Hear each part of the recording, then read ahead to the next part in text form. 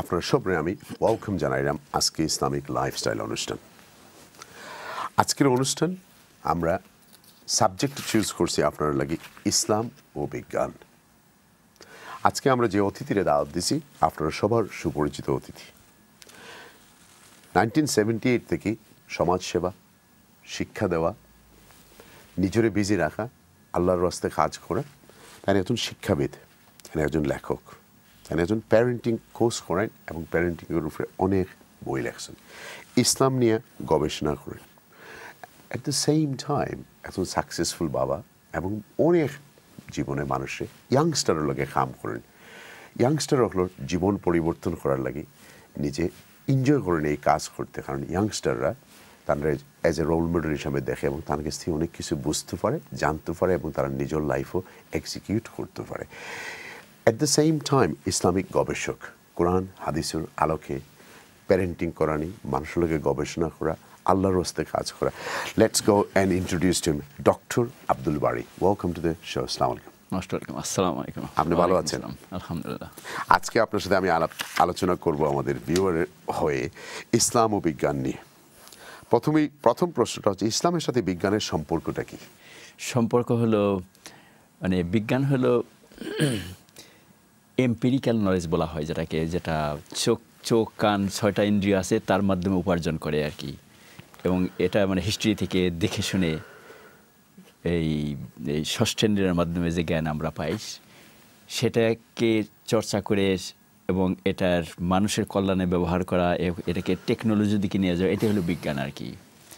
আর ইসলাম যেহেতু একটা স্বাভাবিক ধর্ম এবং আল্লাহ তালার কাছে এসেছে, আল্লাহ তালা দুনিয়ার মধ্যে সবচেয়ে বড় বিজ্ঞানী, আল্লাহ তালা বিশ্বজাহান সৃষ্টি করেছেন, তিনি চালাচ্ছেন, তিনি একটা ফর্মুলার মধ্যে চালাচ্ছেন, একটার সাথে একটা সংঘর্ষ হচ্ছেন। আল্লাহ তালা নিজেই কোরআনে পাকের মধ্যে বলেন, চাঁদ এবং সূর্য বা এর মধ্যে কোনো অক্ষপথের মধ্যে কোনো ঝগড়াঝাটি নাই, everything is being managed properly. তার মানে he is the finest of the creator, finest of scientist.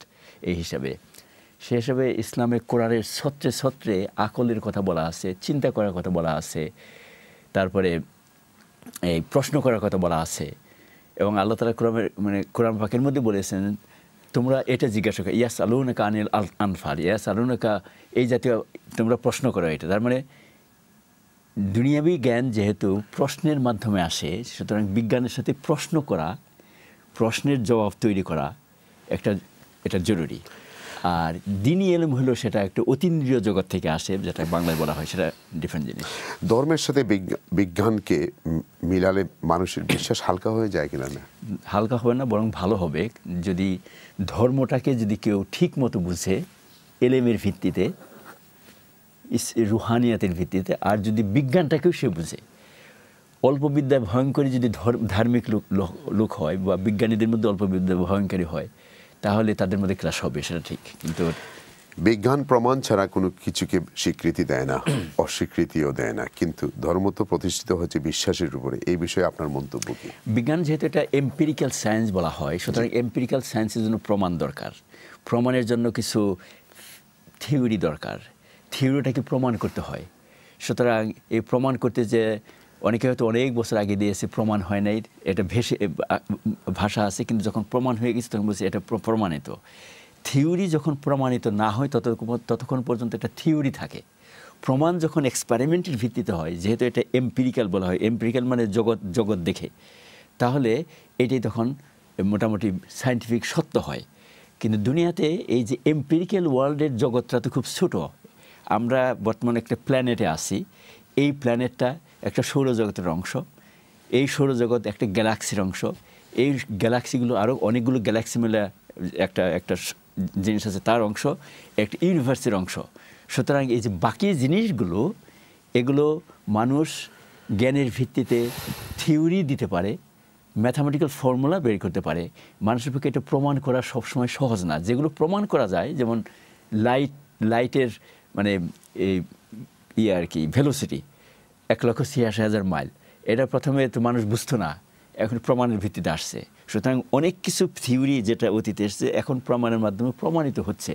কিন্তু ধর্ম হলো আল্লাহ তাআলা যেহেতু সব কিছু তৈরি করেছেন, তিনি কোরআনে পাকের মধ্যে লুকিয়ে মানে দিয়ে দিয়েছেন অনেক কিছু।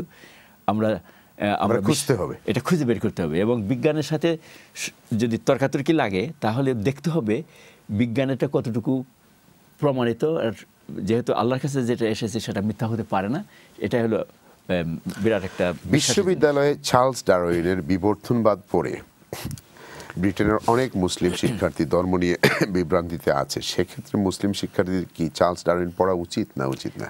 পড়াটা তো নিষেধ বলে আমি কোনো মনে করি না, কিন্তু পড়ার আগে একজনের ভিত্তি থাকা দরকার, নলেজের ভিত্তি থাকা দরকার।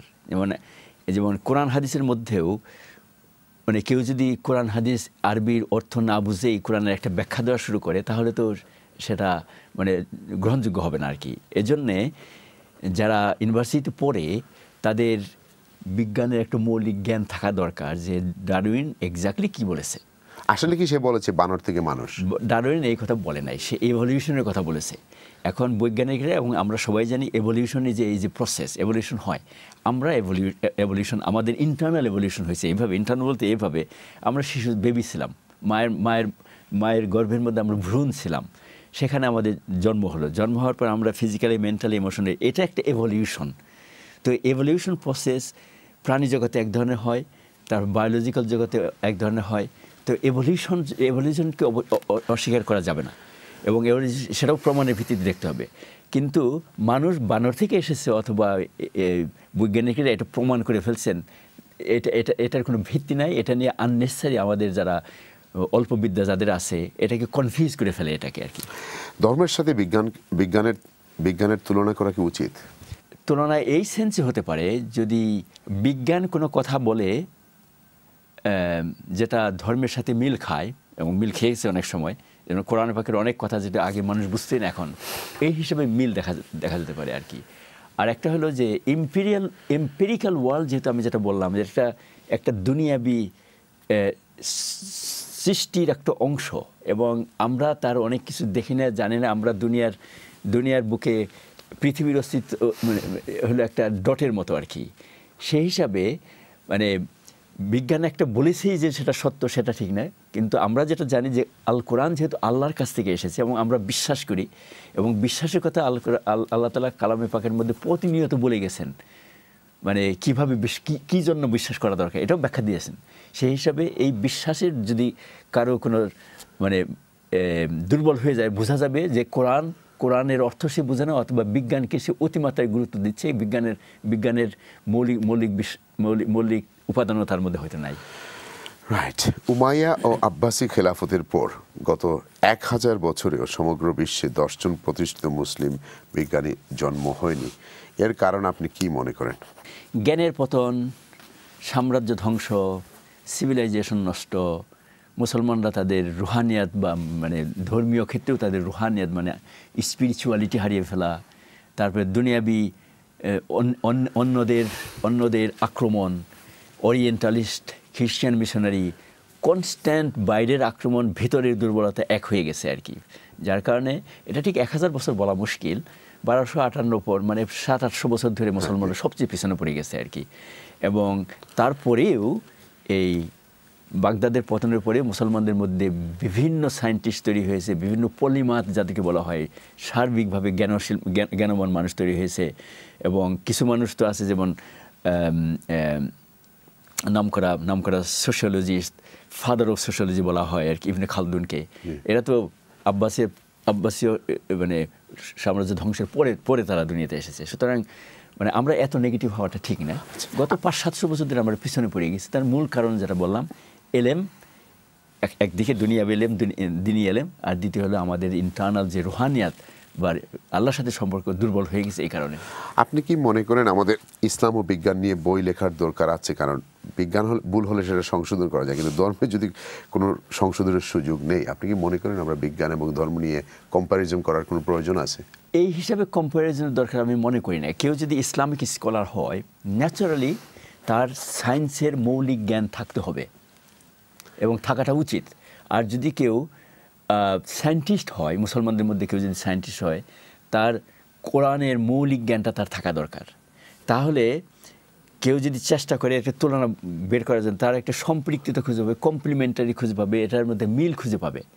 কারণ কোরআনের এমন কোনো কথা নাই যেটা মানে বিজ্ঞানের ক্ষেত্রে সাংঘর্ষিক হতে পারে। কোনো ক্ষেত্রে সংঘর্ষ দেখা দিলে দেখাতে হবে যেটা বিজ্ঞানের প্রমাণিত সত্য কিনা।